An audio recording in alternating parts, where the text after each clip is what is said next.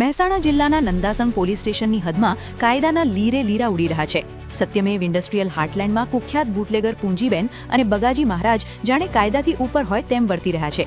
અહીં ઝેરી કેમિકલનો મોતનો સામાન એવી રીતે બનાવવામાં આવી રહ્યો છે જાણે મહેમાનો માટે ચા બની રહી હોય। પોલીસના ડર વગર ધમધમતી આ ભઠ્ઠીઓ કોના જોરે ચાલે છે?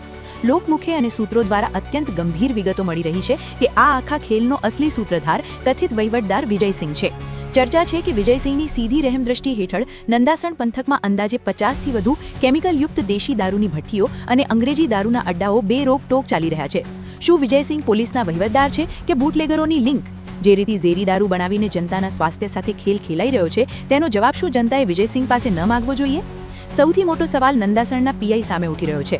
સાહેબ, તમારી નાકની નીચે જીઆઈડીસી જેવા ભરચક વિસ્તારમાં કેમિકલના ડ્રમો ઉછળે છે, ભઠ્ઠીઓના ધુમાડા નીકળે છે। શું તમને ખરેખર આની ગંધ નથી આવતી કે પછી વહીવટદાર વિજયસિંહ જે વહીવટ કરે છે તેમાં ખાખીની આંખો પર પાટા બંધાઈ ગયા છે? જો પોલીસ આ બાબતે મૌન હોય તો એ સાબિત થાય છે કે અહીં વર્દી બુટલેગરોની ગુલામ બની ગઈ છે। શું એસપી સાહેબ સુધી આ પોકાર પહોંચશે ખરી? સ્થાનિકોમાં ચર્ચા છે કે જો મહેસાણા એસપી આ વિસ્તારમાં ઓચિંતું ચેકિંગ કરે તો વહીવટદાર વિજયસિંહ અને પીઆઈનું આખું નેટવર્ક ખુલ્લું પડી જાય તેમ છે।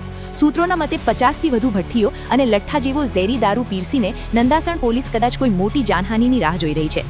એસપી સાહેબ, આ કથિત વહીવટદાર વિજયસિંહ અને તેની છત્રછાયામાં પાંગરતા બુટલેગરોના સામ્રાજ્ય પર ક્યારે કાયદાનું બુલડોઝર ફેરવશો? શું જનતાના જીવ કરતા બુટલેગરોનો વહીવટ વધારે વહાલો છે? નંદાસણ પોલીસ, જવાબ આપો। કાં તો બુટલેગરોને જેલના સળિયા પાછળ ધકેલો, કાં તો નંદાસણને દારૂની ખુલ્લી પરમિટ આપી દો। જય હિન્દ, જય ભારત।